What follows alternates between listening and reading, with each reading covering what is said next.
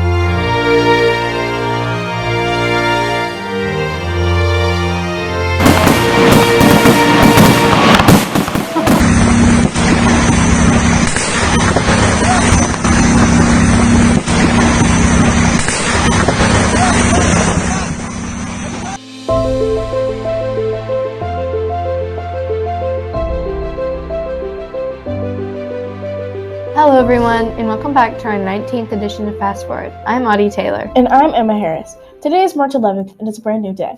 We're happy you're spending a few minutes with us this morning. We're going to mix up our order of coverage this morning, as there are some pressing events happening in and around our world that we want to cover with you. That's right, Audie. Many of you have expressed a want and need to discuss these events, and we would like to offer you our Fast Forward platform. First up, attempts are being made to evacuate civilians from war-torn cities in Ukraine. Children are among the people hiding in basements while fighting destroys the building above. Russian and Ukrainian forces agreed to a ceasefire this past Saturday to allow people to leave some major cities using a safe evacuation route. Sounds like a great plan, right? Right, Emma, but it didn't work, as fighting continued with each side accusing the other of breaking the ceasefire. That's awful. It really is. Many cities in Ukraine are reporting that they have no power, heat, water, or internet. Ukrainian government officials have been asking countries that are supporting them to establish a no-fly zone.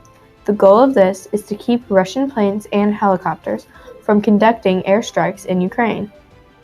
If that won't happen, the United States is in talks with Poland to possibly provide those kinds of planes to Ukraine.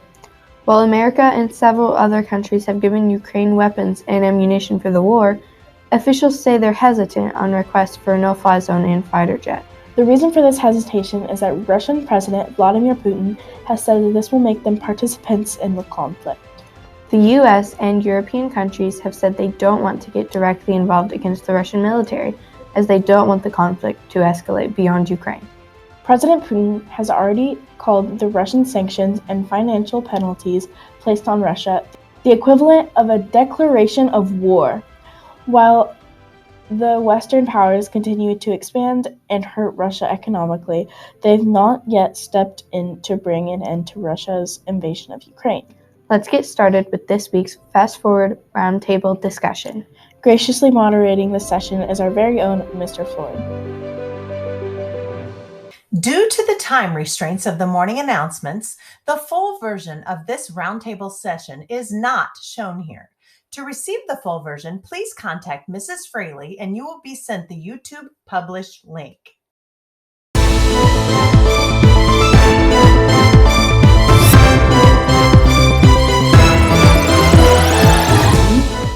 All right, good morning. Welcome to Fast Forward Roundtable. I'm Mr. Floyd, and we have the crew here, and the crew's going to introduce themselves. Colin Bain. I'm Morgan Harris. Austin Pritchard. I'm Gavin Long. I'm William Higgins. And I'm Clint Sparenblad. And we are going to speak about the topic of Ukraine and the Russian war. All right, my first question is, should the United States send troops to help Ukraine? Anybody? Go ahead, Mr. Bain. I don't think we should. That would be a bad idea. It could potentially start a nuclear war with Russia. And the nuclear weapons, if they get out of hand, could potentially destroy the world. Okay, excellent answer. Anyone else here? I'm gonna have to say I slightly agree with that, but only on the fact that Putin in the past has gone out of a wild card per se, and he takes any alliance as a potential threat. Mhm. And we've seen him communing with China multiple times and other Yeah. world leaders. So honestly, I think that would disband most treaties that we have with other foreign countries. Plus, President Biden and most European countries have now put sanctions on against him. So he has nowhere to look but China. Okay, anyone else on that first question? Yeah, go ahead. Well, I don't think we should send troops because of it could be a danger for us and our allies with Yeah. the nuclear weapons and And, just yeah, a lot of people don't realize he's got 6,900 nuclear weapons in his arsenal. yeah. The United States has about 4,800. So sheer numbers, he has a lot. Anyone else on that question? Go ahead. I don't think that we should send troops because it could start a nuclear war and it Mhm. couldn't, because all that's happening right now, Mhm. Putin is trying to invade Ukraine. He's gotten some of it, and if we try to send troops, he could think that's a threat, which it could be, Yeah. and then it could start a nuclear I war. mean, we've already sent in weapons, and also we may be sending in some old MiGs from Poland, but as of yesterday, the United States has nigged on that issue. And even Putin has threatened nuclear war. And when I heard that, I was pretty nervous about it. Anybody else with that first question? Go ahead. I think that like if we do that, it'll like get us caught up into this war with Ukraine and Russia, and Russia will start bombing us like Mhm. what they're doing to Ukraine, and it'll be really bad. Oh, yeah. And another question related to that, should NATO and the United States set up a no-fly zone? And a no-fly zone basically is where our NATO and American planes would patrol the skies. Any plane or helicopter comes in there, we could shoot it down. Now, could that lead to World War III? Easily. Go ahead, Mr. Rainey. Putin actually has already threatened that if we, when Joe Biden said during the State of the Union address that Mhm. he was going to create a no-fly zone, Mhm. he said that if they shoot down any Russian planes, they would see that as an act of aggression and would attack the United States. Oh, yeah, and from we have about 7.5 billion people on this planet. They said if a nuclear war broke out between the United States, NATO, and don't forget we have France, Britain that also have nukes, over 1 billion people could be killed in a nuclear war. Yes. I mean, if they do set up a no-fly zone, Mhm. I don't really think there's a good chance of Russia coming over here, since we have a lot of control over the seas. Mhm. We are the naval power of the world. Another question, is this war affecting your life here in the United States? Yes. Absolutely. How? Gas prices are getting higher. We're missing a bunch of food from Ukraine and Russia. Yeah. Represent about 29% of the world's grain alone. Yeah, yes, don't forget Russia and Ukraine are known, and I know Ukraine used to be called the breadbasket of the Soviet Union. They produce one of the world's top producers of grain, and also Russia is. So gas prices, I know yesterday, $4.25. Okay, one final question. How do you think the war is going to end? I believe that Russia will win this war. Despite the large amount of casualties, they have a superior military to Ukraine. Mhm. Without serious help from NATO, I think they only have a matter of time where they can keep on holding out. Yeah, I know during this war, Zelensky's a rock star. He just spoke to the British Parliament. They gave him a standing ovation. He's going to stick there to the end. If they kill Zelensky, well, Putin's already shot anyway, but there is going to be a major upcry about that. Also, his goal is to get rid of Zelensky and put in a puppet government that's pro-Russia. So I don't know how it's going to end. Hey, any other comments or questions before we wrap this up? Yes. I believe that Ukraine might win this war. Somewhat. The longer it lasts, if Russia does take over the cities, they're going to have a guerrilla warfare. That's not where they put on ape suits and like the Planet of the Apes, but there will be body bags going back to Russia daily because the people have the will to get the Russians out of there.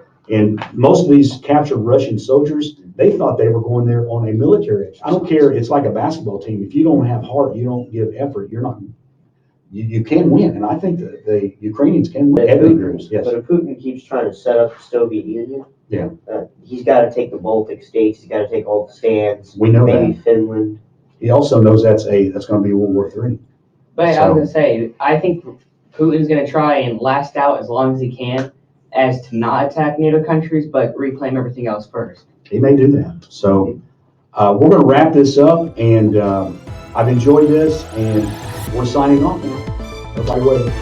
Bye-bye. Thank you.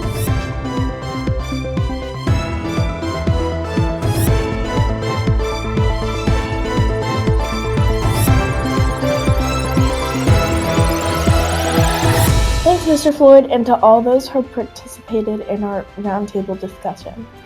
Next up, we are honored to be reporting on some sensitive information shared with us. That's right, a student here at Wooden, who has requested to remain anonymous, has asked to use our Fast Forward platform to share with you information obtained from a real teenager living through this terror. Our Wooden contact and peer has been friends with the Ukrainian respondent for over a year now and has some vital information that our news sources aren't necessarily sharing with us. Here to report on this story is our very own Maddie Dyer.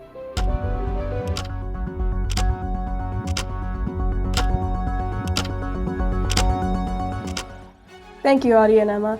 I'm Maddie Dyer. Today we've decided to cover something that's been going on basically since the new year. Someone in our school who has requested to remain anonymous has been actively messaging a Ukrainian student that they have been friends with for a while. Most information in this segment is coming directly quoted from that person. As we know and just heard in a roundtable discussion, tensions between Russia and Ukraine have existed for a while, but recently have broken into a full-on war. According to our Ukrainian contact, there have been agitations in Ukraine involving Russia for about 8 years now. Within Ukraine, there are people who want to revive the Soviet Union and people who want Ukraine to remain an independent country. Empty rumors about a Russian invasion had been circulating around Ukraine since January. On February 24th, at roughly 5 a.m. EET, which is 10 p.m. EST, the first major event ensued. Vladimir Putin, president of Russia, announced what he called a special military operation. Missiles went all around eastern and central parts of Ukraine, taking out airports so fleeing by air was not possible. After that, military tech from Russia and Belarus, another country bordering Russia, which is also under Russian control, that had been surrounding Ukraine's border, crossed. North, east, and most of South Ukraine had Russian and Belarusian troops on them. Ukraine was almost completely surrounded. However, there is a small island, far south but still owned by the country. It only had 13 poorly armed border guards. According to our contact, Russia could have passed it with no problems. At 6 p.m. EET, 11 a.m. EST, a Russian warship came and identified the island and commanded the guards to surrender with the threat of air bombardment. The Ukrainian guards, knowing full well there was nothing left for them, didn't surrender. Instead, promptly and bravely responded, translated word for word, Russian warship, go yourself. We promise you, this is real. The entire military unit was either killed or captured, but Ukrainian citizens will continue to remember them as heroes. According to the Ukrainian student we have been speaking with, countless other stories could be told. We could talk about how Ukrainian people formed a human chain around Energodar to stop Russian tanks from ruining one of Europe's strongest and biggest thermal power plants. We could talk about how the pilot known as the Ghost of Kiev shot down what is believed to be, as of current, 30 Russian planes and survived once his own was shot down. We could talk about how Russia planted bombs in children's toys and spread them around cities. We could talk about how a Ukrainian soldier performed a suicide bombing in an attempt to stop or at least slow down Russian tanks. We could talk about how many women have given birth in dusty, crowded areas. But the biggest thing that needs to be said is that Russia's troops are incredibly unprepared. Some Russians think that, due to the fact the separatists support them, Ukrainians will welcome them warmly, but the Ukrainian troops are strong, and much more prepared than they were in 2014 when Russia took the Crimea Peninsula. Nobody knows how much more bloodshed and heartbreak it's going to take, but the person who sent us this information is confident Ukraine will win. The only territory Russia's taken is Chernobyl, because Russian troops came in through Belarus before Ukrainian forces could do anything about it. If the dome is lifted, everybody will suffer, so nobody will let them touch it. The citizen contacted said that they currently want nothing more than to see their friends and significant other again, things they could do on a daily basis. Kids who lived half an hour away from one another are now scattered around Ukraine without solid knowledge of one another's whereabouts. Nobody knows when this war will end, but the citizens said that they hope Putin will suffer due consequences. And honestly, we agree. The citizens of Ukraine did nothing to Russia. We're going to wrap up this segment now, but all of you, please, remember the people of Ukraine. Back to you, Audie and Emma. Thanks so much, Maddie, for that great coverage. Audie, that's so cool that one of our peers here at Wooden has a friend in Ukraine right now as we speak. It is both cool and scary. Although our peer hasn't been able to make contact with their friend for about a week now due to communications in Ukraine being shut down. Hopefully, they will regain access soon. Audie, let's switch now to more of a celebratory mood and check out what theme our Fast Forward creative editor, Drake Davis, has come up with us for this week's birthdays. Good idea, Emma. After last week's Shrek theme, I can't wait to see what Drake has in store for us this week. Let's roll it. Happy birthday to you.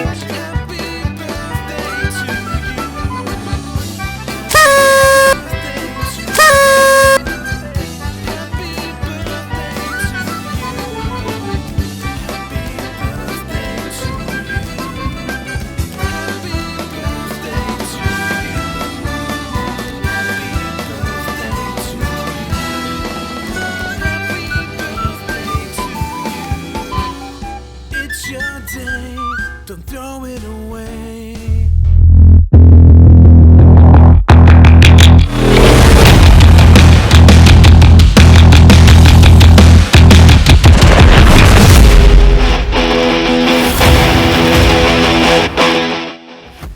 Happy birthday, everyone! Yes, happy birthday, everyone. Love the SpongeBob Drake. Who lives in a pineapple under the sea? SpongeBob SquarePants. I'm Keegan McEwen. And I'm Addie Curlis. We're going to start our sports coverage in the water with our swimming and diving teams. Last Thursday, our Artie swimmers competed in Junior Mid-States. Coach Angie reported that the team had an amazing finish to a great season. Our teams of 13 girls and 6 boys faced tough conference and everyone showed up with their best swims Thursday, dropping time in every event. The top 4 drops of the meet were Madeline Scholes in the 100 back, dropping 12.45 seconds. Kendall Eder in the 200 freestyle, dropping 7.82 seconds. Bryn Harper in the 50 butterfly, dropping 6.12 seconds. Wyatt Neese in the 100 backstroke, dropping 5.82 seconds. The top 8 girls medley relay podium finishers were Bree Hinselmeyer, Kendall Eder, Cadence Carver, and Kylie Eder. The top 8 medley relay podium finishers were Rude Ralph, Wyatt Neese, Vincent Rush, and Braxton Brummett. The top 8 individual podium finishers were Bree Hinselmeyer, who finished 5th in the 50 free, Cadence Carver, who finished 7th in the 50 butterfly, Kylie Eder, who finished 7th in the 400 freestyle, Bree Hinselmeyer, who finished 4th in the 100 freestyle. The top 8 girls 200 freestyle relay podium finishers were Bree Hinselmeyer, Cora Chaplin, Holly French, and Cadence Carver. The top 8 boys 200 freestyle relay podium finishers were Braxton Brummett, Vincent Rush, Colin Bain, and Jude Ralph. The top 8 girls 400 freestyle relay teams were Kendall Eder, Kendall Garrison, Holly French, and Kylie Eder. Coach Angie said that she was super proud of all the times that everyone did a great job. She gave a special meet shout out to Jazz Leesney for swimming a 50 free in under a minute. Great job, Jazzy! Congratulations, Artie swimmers and divers, on the great season. Moving on to our basketball courts, we want to recognize our 8th grade girls that competed in their last middle school competition. That's right, Keely. These girls competed in the Morgan County tournament this past Saturday. Our ladies lost in the first round of action against Mooresville Paul Hadley Middle School.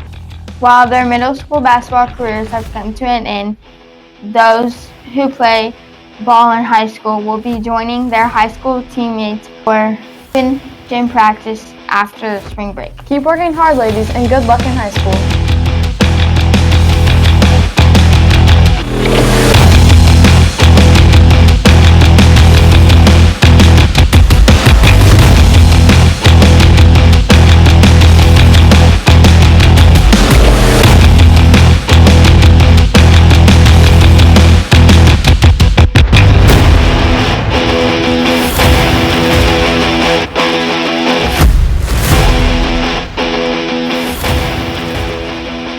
Also in action this past Saturday were our wooden wrestlers who traveled to Decatur for an invitational. This huge invitational was individually scored with some super tough competition. Placing in Their individual weight classes for our team were Lucas Dewey, who placed first, Jonathan Fuller, who placed second, Coleman Dittemore, who placed second, Andrew Carter, who placed second, Morgan Harris, who placed third, and Calvin Walker, who placed fifth. Our wooden wrestlers also took to the mats on Tuesday and Wednesday. Bringing us coverage from our wooden gymnasium are Kinsey and Kiera.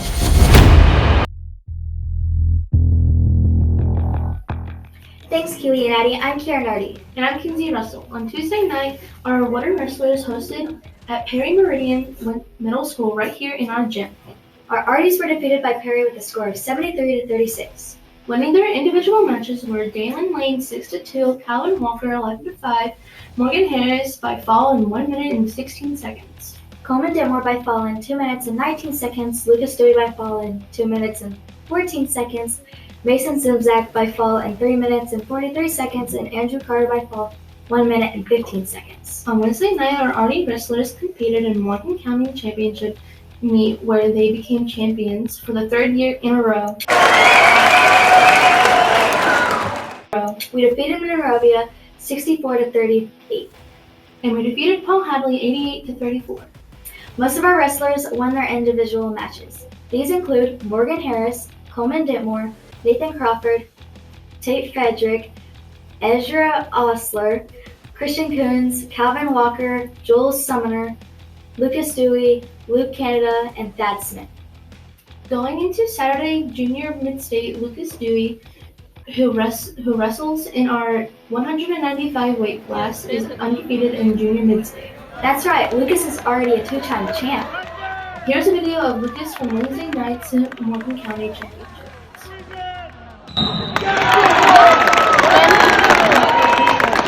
Wow, Lucas and our whole wrestling team are really good. They really are, Kiera. As for women's competition calendar for next week, on Saturday our wrestlers will wrap up their season in Junior Mid-State. And on Tuesday our talent show auditions will take place. Good luck, wrestlers, and don't forget, everyone, get signed up for our talent show. As spring sports are almost near, they start after spring break. We would like to leave you with some inspirational words. Winning means you're willing to go harder, work harder, and give more than anyone else. Are you willing? That's all for this week. Let's go, Arties!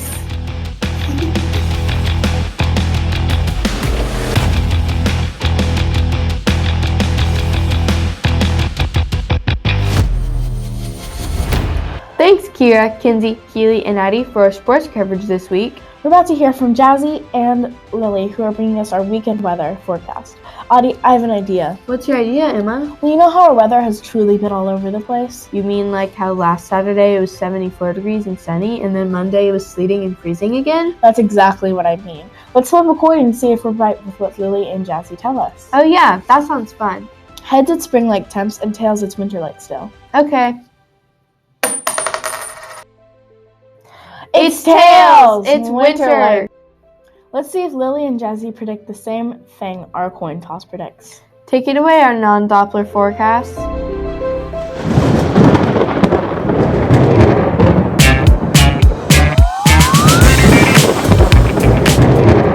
Nice coin toss, Audie and Emma. We'll see what we can do about matching up your predictions. I'm Jazzy Easley. And I'm Lily Adams, and we're here to share with you this weekend's weather. For today, I am predicting mainly cloudy skies and an 80% chance of rain. Our high should reach around 51 degrees and our low is around 20 degrees. The sun should set for the day at around 6:49 p.m. For Saturday, we will have partly cloudy skies again. Our high should reach around 26 degrees and our low for the day should reach around 16 degrees. The sun should set around 6:49 p.m. again. Everyone remember to move your clocks forward on Sunday as the time changes. On Sunday, we will experience a bit warmer temperatures with mostly sunny skies. The high for Sunday will be around 47 degrees and the low will be around 36 degrees. The sun should set on Sunday around 7:50 p.m. I guess that means Audie and Emma's coin toss was correct. Unfortunately, everyone needs to make sure that you bundle up and stay warm. That's a wrap for our weekend fast forward forecast. Have a great weekend, guys.